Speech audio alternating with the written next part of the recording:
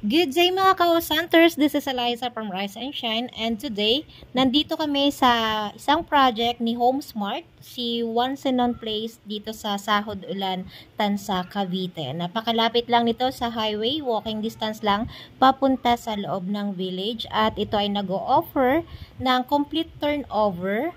Meron na siyang partition at meron na siyang kisame sa second floor. Naka-tiles na rin si ground floor and complete turnover ang comfort room. So, yung space dito sa likod po, pwede ninyong ipa-close, pwede ninyong ipa-extend, at meron din siyang parking area.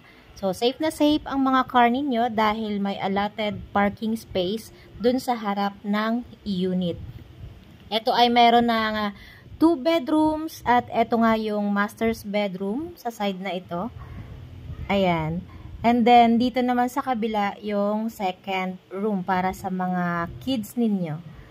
Sa lahat ng gustong mag-invest, meron pa tayong available na unit at ito nga ay reopen lamang. So, ito po yung design ng hagdan niya.